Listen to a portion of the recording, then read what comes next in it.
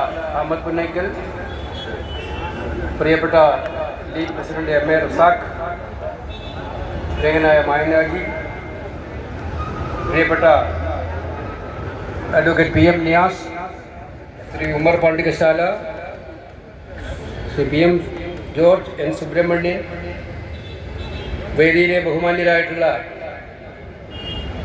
നേതാക്കളെ, UDF നേതാക്കളെ, വിജയശ്രീ നാളുകളായി ഇവിടെ എത്തിച്ചേർന്നിരിക്കുന്ന ത്രിതല പഞ്ചായത്ത്, കോർപ്പറേഷൻ, മുനിസിപ്പാലിറ്റി അംഗങ്ങളെ, ആദ്യമായി തദ്ദേശ തെരഞ്ഞെടുപ്പിൽ ഐക്യജനാധിപത്യ മുന്നണിക്ക് തിളക്കമാർന്ന വിജയം നേടിത്തന്ന കോഴിക്കോടിൻ്റെ പൗരാവലിക്ക് ഐക്യജനാധിപത്യ മുന്നണിക്ക് വേണ്ടിയും കോൺഗ്രസ് പാർട്ടിക്ക് വേണ്ടിയും നന്ദി രേഖപ്പെടുത്താൻ ആദ്യമായിട്ട് ഈ സന്ദർഭം വിനിയോഗിക്കുകയാണ്. ജില്ലാ പഞ്ചായത്ത് ഉണ്ടായ കാലം മുതൽ ഇത് കുത്തകയാക്കി വച്ചിരുന്ന CPM-ന്, ഇടതുപക്ഷ മുന്നണിയെയും കനത്ത പ്രഹരം നൽകിക്കൊണ്ടാണ് കോഴിക്കോട് ജില്ലാ പഞ്ചായത്ത് UDF ഇപ്രാവശ്യം തിരിച്ചു. ഭൂരിപക്ഷം ഗ്രാമപഞ്ചായത്തുകളിലും ജയിച്ചു. കോർപ്പറേഷൻ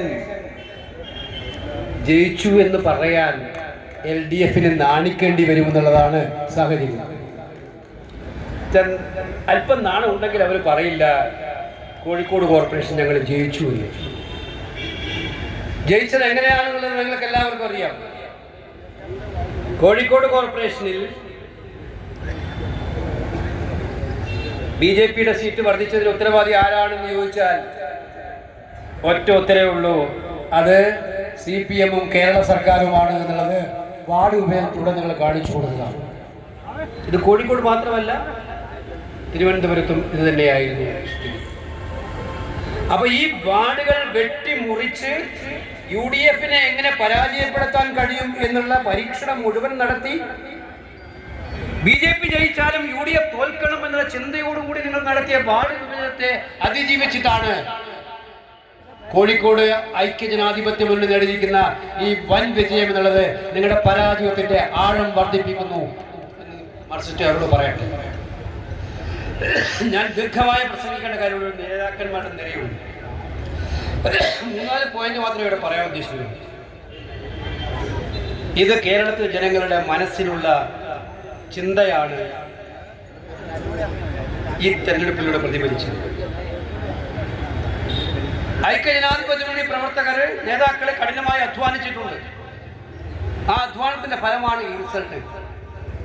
പക്ഷെ ഞാൻ തുറന്നു പറയട്ടെ, നമ്മുടെ അധ്വാനത്തിന്റെ ഫലത്തോടൊപ്പം തന്നെ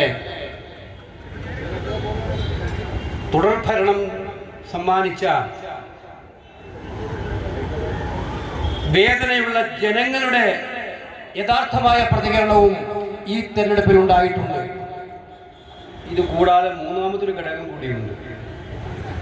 ഞാൻ ഇന്ന് രാവിലെ സാർജോ ഭൗമിക്ക് എഴുതിയിട്ടുള്ള ഒരു പുസ്തകത്തിന്റെ പ്രകാശനത്തിന് കണ്ണൂരിലുണ്ടായിരുന്നു. അദ്ദേഹം SFI കാരനായിരുന്നു, ബംഗാളിലെ SFI നേതാവ് എന്ന നിലയിൽ പ്രസിഡൻസി കോളേജിലും കൽക്കത്ത യൂണിവേഴ്സിറ്റിയിലും ഒക്കെ തന്നെ SFI നയിച്ച നേതാവായിരുന്നു അദ്ദേഹം. പിന്നീട് ജേർണലിസ്റ്റായി.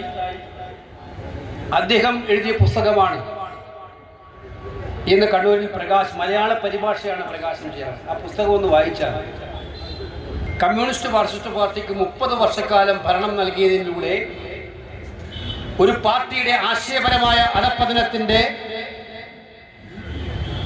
ഒരുപാട് സാക്ഷ്യങ്ങൾ ആ പുസ്തകത്തിലുണ്ടായിരുന്നു.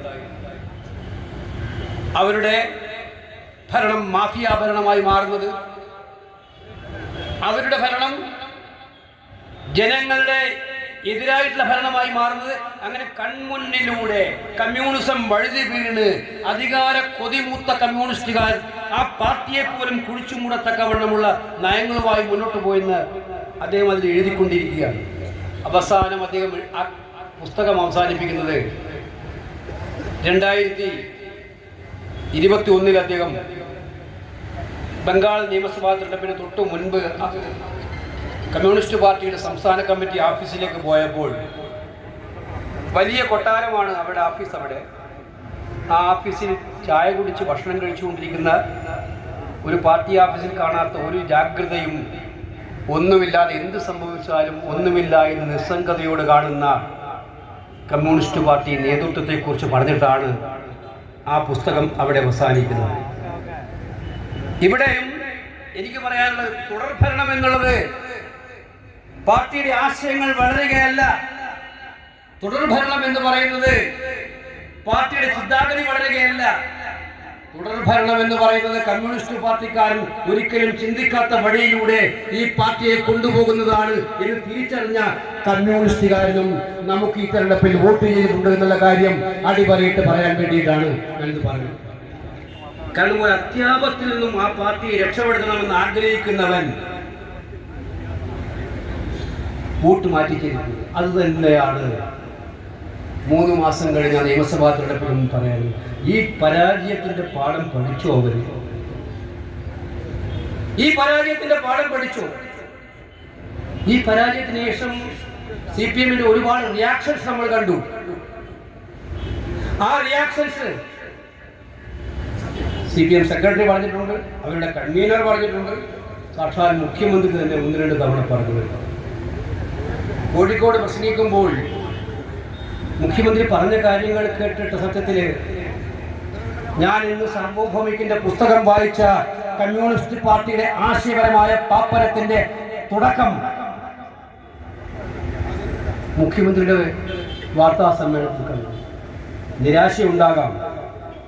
3ാമത് ഭരണം കിട്ടാത്ത വണ്ണം കേരളം തങ്ങളെ തള്ളിപ്പറയുകയാണെന്ന് പഞ്ചായത്ത് മുനിസിപ്പൽ തെരഞ്ഞെടുപ്പിലൂടെ ബോധ്യപ്പെട്ടതിന്റെ നിരാശയിൽ നിന്നായിരിക്കാം.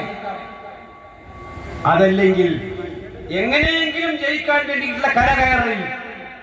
ഇപ്പൊ കുറെ കാലമായി ചങ്ങാത്തമുള്ള ഡൽഹിയിലെ രാജാക്കന്മാരെ സന്തോഷിപ്പിക്കാനായിരിക്കാം. പക്ഷേ മിസ്റ്റർ പിണറായി വിജയൻ, നിങ്ങൾ തീക്കൊള്ളി കൊണ്ട് തലചൊറിയാനാണ് ശ്രമിച്ചത്. നിങ്ങളുടെ വാചകത്തിലൂടെ നമ്മൾ ഒരിക്കലും ആഗ്രഹിക്കാത്തതാണ് മാറാട് പോലെയുള്ള കലാപം. CP കുഞ്ഞാലിക്കുട്ടി സാഹിബ് ഇരിക്കുന്നുണ്ട്. ഞാൻ അദ്ദേഹത്തെ ഇരുത്തിക്കൊണ്ട് പറയാൻ ആഗ്രഹിക്കുന്നില്ല. കേരളത്തിൽ മതങ്ങൾ തമ്മിൽ മൈത്രി വേണം എന്നുള്ള തീരുമാനത്തിൽ ഹൈന്ദവരുണ്ട്, ക്രൈസ്തവരുണ്ട്. അവരോടൊപ്പം എടുത്തു പറയാൻ പാണക്കാട് തങ്ങളും PK കുഞ്ഞാലിക്കുട്ടിയും എന്നും ഉണ്ടായിരുന്നു. CK മുഖ്യമന്ത്രിയായിരുന്നു ആ സന്ദർഭത്തിൽ.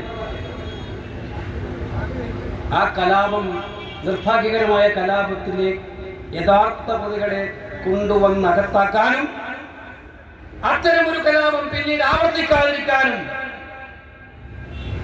വർഗീയത ആളിക്കത്തിക്കുകയല്ല, അതിനെ അവസാനിപ്പിക്കുകയാണ് എന്നുള്ള പ്രത്യയശാസ്ത്രത്തോടെ മുന്നോട്ട് പോകാനും ഐക്യജനാധിപത്യ മുന്നണി ഉണ്ടായിരുന്നു എന്നുള്ള കാര്യം വിസ്മരിച്ചിട്ടാണ് നിങ്ങൾ അന്ന് രാഷ്ട്രീയത്തിന്റെ കച്ചവടമായിട്ട് ഇവിടെ വന്നു.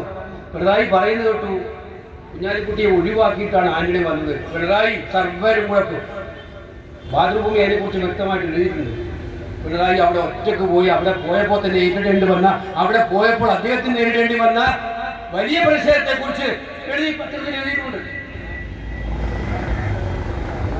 ഞാൻ ചോദിക്കട്ടെ, ഒരു മുഖ്യമന്ത്രി നടത്തേണ്ട പ്രസ്താവനയായിരുന്നു അത്? അദ്ദേഹം പറയാ UDF വീണ്ടും അധികാരത്തിൽ വന്നാൽ ബാലന്റെ പ്രസ്താവന, ഞങ്ങൾ അധികാരത്തിൽ വന്നാൽ കേരളത്തിൽ ഞങ്ങൾ അധികാരത്തിൽ വരും. മിസ്റ്റർ പിണറായി എത്ര ശ്രമിച്ചിട്ടും കാര്യമില്ല, ഞങ്ങൾ അധികാരത്തിലേക്ക് വരും. ആ യാത്രയിലാണ്. ജനങ്ങൾ അത് തീരുമാനിച്ചിട്ടുണ്ട്. ഞങ്ങൾ അധികാരത്തിൽ വന്നാൽ കേരളത്തിലെ UDF ഭരിക്കുന്നത് ജനങ്ങൾക്ക് വേണ്ടിയിട്ടായിരിക്കും, ജനങ്ങളാലും ജനങ്ങൾക്ക് മാത്രം വേണ്ടിയിട്ടായിരിക്കും എന്നുള്ള കാര്യം മനസ്സിലാക്കി. അത് ജനങ്ങളുടേതായിട്ടുള്ള സർക്കാരുമായിരിക്കും.